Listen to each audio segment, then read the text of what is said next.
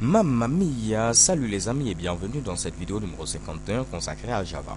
Alors dans cette vidéo, comme promis, nous allons voir ensemble comment comparer deux tableaux, non pas sur les références qui sont présentes au niveau des variables tab 1 et tab 2, mais tout simplement grâce aux valeurs qui sont contenues au niveau de ces différents tableaux-là. Alors pour ce faire, on peut se dire premièrement, on peut vérifier est-ce que les tailles de nos différents tableaux sont tout simplement ici les mêmes. Si la taille de tab 1 est différente de la taille de tab 2, comme c'est le cas actuellement, tab 1 a 3 éléments, mais tab 2 a 4 éléments, alors plus besoin de se fatiguer, on met automatiquement que les tableaux sont différents, parce qu'ils n'ont pas tout simplement le même nombre d'éléments, ils ne pourront jamais être égaux. Donc je peux mettre ici, si la taille de tab 1, donc je mets ici tab 1.length, est différente de la taille de tab 2, donc je mets ici tab 2.length, alors pas besoin de se fatiguer, on va mettre ici différent. Donc je mets system.out.println comme ceci, et je mets tout simplement différent, c'est-à-dire que mes deux tableaux sont différents. Dans le cas contraire, là on peut maintenant vérifier élément par élément, est-ce que ces deux tableaux ici ont les mêmes éléments. Donc on va commencer par l'élément qui est à la position 0, on va vérifier est-ce que c'est le même élément qui est ici. Si c'est le même élément, alors on continue, on passe à l'élément suivant. Mais si ce n'est pas le même élément, on s'arrête automatiquement et on dit tout simplement que nos deux tableaux ne sont tout simplement pas ici identiques. Donc je vais initialiser une variable i à 0 et je vais mettre ici tout simplement tant que tab 1 à la position i, comme ceci, est égal à tab 2 à la position i, donc je vais rapidement écrire ceci et vous l'expliquer. Alors, on va exécuter ce code qui est présent à ce niveau-là. Donc là, je vérifie, est-ce que l'élément à la position ici 0, au niveau de tab 1 par exemple, est égal à l'élément à la position 0 de tab 2. Si tel est le cas, alors là, on pourra incrémenter tout simplement la valeur de i et on pourra continuer. Dans le cas contraire, on ne va plus incrémenter, mais on va tout simplement dire que là, cette condition est tout simplement fausse. Donc, on va arrêter ici de continuer. OK? Donc là, si on s'arrête comme ça, il y a un petit problème parce que i vaut 0. Donc on va vérifier tout simplement. Si je prends ici un cas simple, je vais mettre ici 1, je mets ici 2, je mets ici 3, comme ceci. Ok? Donc on va venir ici. Est-ce que tab 1, 0 est égal à tab 2, 0? Oui, 1 est égal à 1. Donc on incrémente ici la valeur et on a maintenant comme valeur ici 1. On revient ici. Est-ce que tab 1 de 1 est égal à tab 2 de 1? Oui, 2 est égal à 2. On incrémente la valeur et on a maintenant ici comme valeur tout simplement 2. Est-ce que tab 1 de 2 est égal à tab 2 de 2? Oui, 3 est bel et bien ici égal à 3. On va incrémenter la valeur et on a maintenant ici comme valeur quoi? On a comme valeur 3. Mais là, comme vous pouvez le voir, tab 1 de 3 n'existe pas.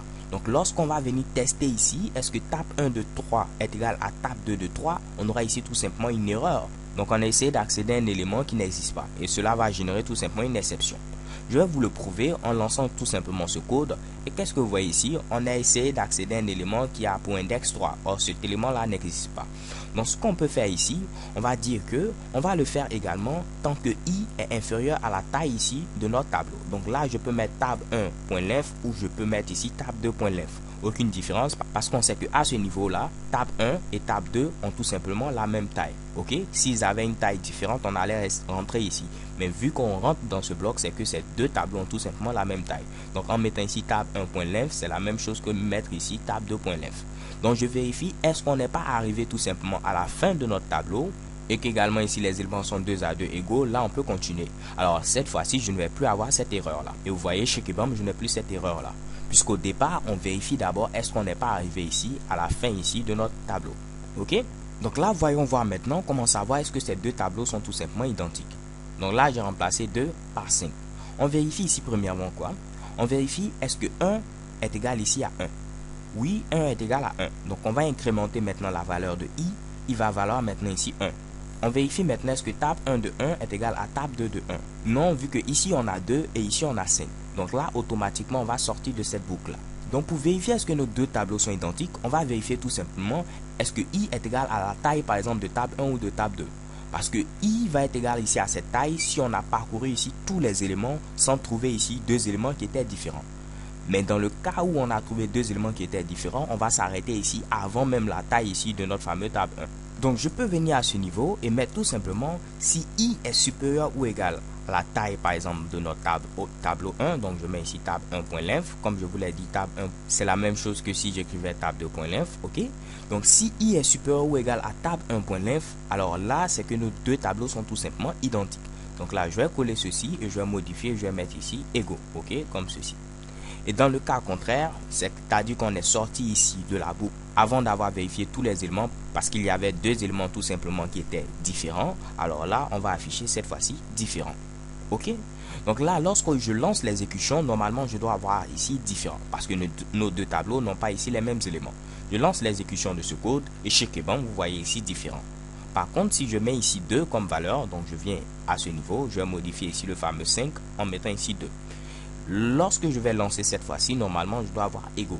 Parce que nos deux tableaux ont les mêmes éléments. Je lance l'exécution et qu'est-ce que vous voyez? Chez Kebam ici, égaux. Donc, tout fonctionne maintenant ici à la perfection. Alors, ce qu'on fait généralement, en lieu et place de vérifier simplement est-ce que nos deux tableaux sont tout simplement différents, on va vérifier premièrement est-ce que notre tableau a tout simplement une référence. Parce que comme je vous l'ai dit, notre tableau peut ne pas pointer sur quelque chose. Dans ce cas-là, on va mettre ici tout simplement nul, comme on l'a vu ici dans la vidéo concernant le littéral nul. Ok? Donc là, on vérifie premièrement, est-ce que tab 1 est tout simplement égal ici à nul? Ou également tab 2 est égal ici à nul. Et là, je mets également pour terminer ici ou. Donc, si tab 1 est égal à nul, on n'a pas besoin ici de continuer. Nos deux tableaux n'ont pas d'éléments, on ne peut même pas les comparer. Ok? Si tab 2 est égal également à nul, notre tableau ne pointe sur rien, donc il n'a pas d'éléments, on ne pourra même pas le comparer à l'autre tableau. Donc, si l'un des tableaux ne pointe sur rien, on s'arrête également. Ou bien si les tailles de nos deux tableaux sont tout simplement différentes, là également on s'arrête. Donc là, on a pris ici la précaution de vérifier est-ce que nos deux tableaux ne pointent premièrement sur rien. Donc, en mettant ici pipe, cela veut dire ou.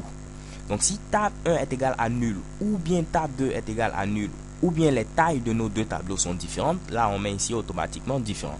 Dans le cas contraire, on va parcourir notre tableau élément par élément, tant qu'il y a ici des éléments. Et dès qu'on voit ici qu'il y a deux éléments qui sont différents, automatiquement, on arrête. Ce qui va faire que i sera tout simplement inférieur à la taille de notre tableau. Et dans ce cas-là, on va afficher différent. Mais dans le cas où on a parcouru ici l'ensemble de notre tableau jusqu'à la fin, donc i sera supérieur ou égal à tab 1.length par exemple, et là on affiche automatiquement égaux. Alors les gars, si ça fait un peu compliqué, je vous invite à regarder, re-regarder cette vidéo pour mieux comprendre. Alors c'est tout pour cette vidéo, so thank you guys for watching, don't forget to subscribe and have a nice day, peace.